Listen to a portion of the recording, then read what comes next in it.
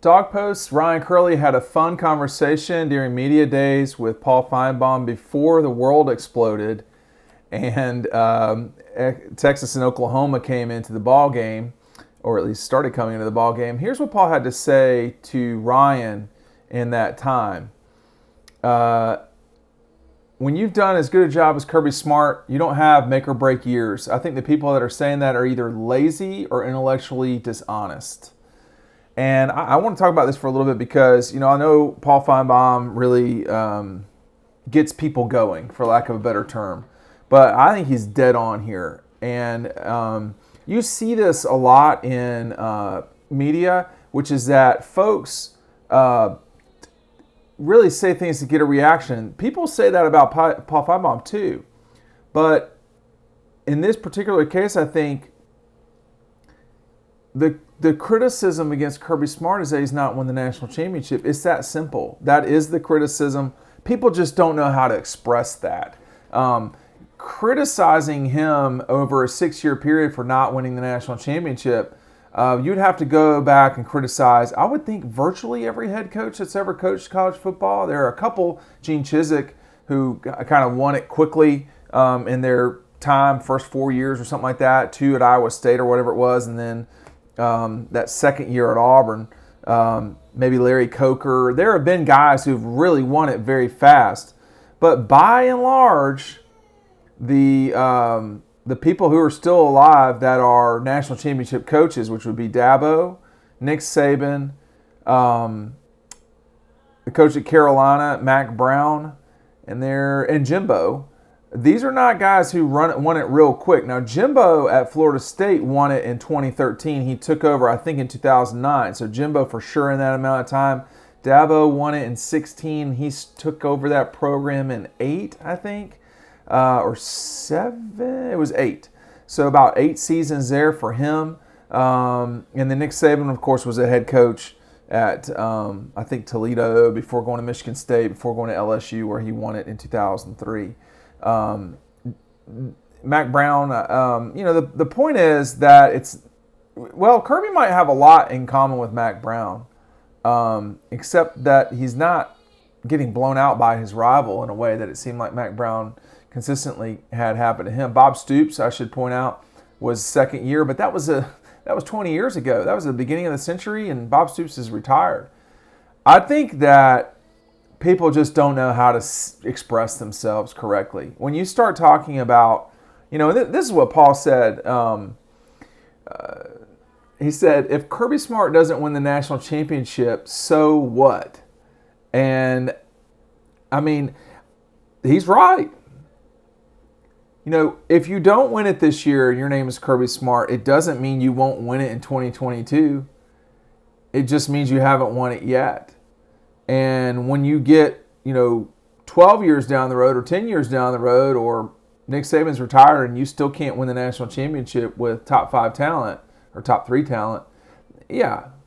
I also think if he doesn't win it this year, there will be criticism of Kirby, but that doesn't mean he's been a failure by any stretch of the imagination. I mean, I don't understand why folks have to be so black and white with almost everything. I mean, there's got to be a sensible middle. There's got to be some gray in the world. And frankly, people have to be comfortable living in that space, but they're not. I mean, it's either all or nothing all the time.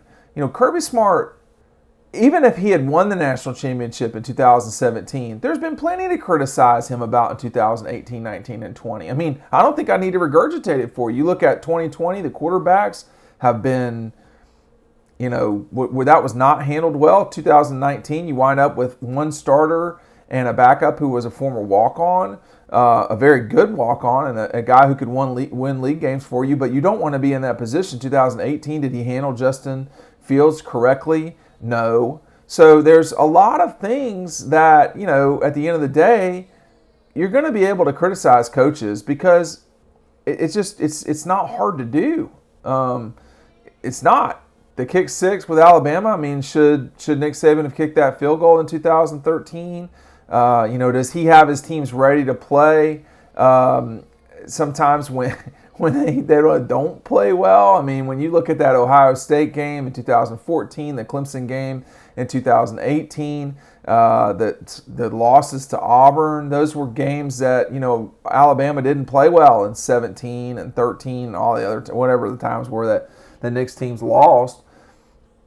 When you're at or near the top of, I'm not even going to go through Dabo. I mean, he was as close to a failure as possible without being a failure at the beginning of his career.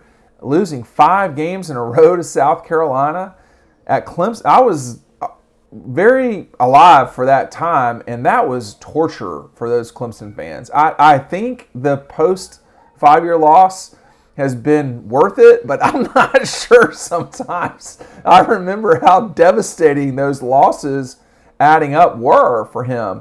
And he survived that, and a few years later, won the national championship. Roy Williams, Mike Krzyzewski, it just happens.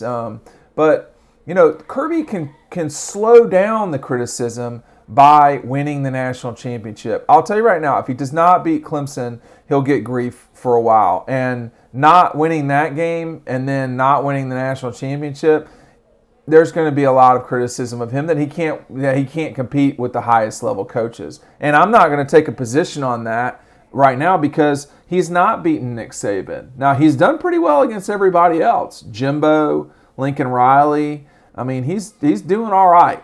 But if you lose to Dabo, that'd be a tough loss to absorb for that in that exact moment. But Dabo's lost some games he probably shouldn't have lost too. But I do think, by the way, I think both Clemson and Georgia have a lot going on in this game. Paul Finebaum told Ryan Curley over at Dog Post that he really felt like it was a bigger game for Clemson. Like they were the ones that couldn't lose. He says, I'm sorry, I'm trying to, read this real quick. He said that there's pressure on Clemson. I'll read it to y'all on another. I would go over to the site and read what I'm saying. Go over to dogpost.com right now and read what I'm talking about. That Ryan put together with a very good story. Who has more pressure in this game? Is it Georgia or Clemson? That's probably going to be the topic of a new video here sometime soon. Thanks for watching. We'll see you over on the website.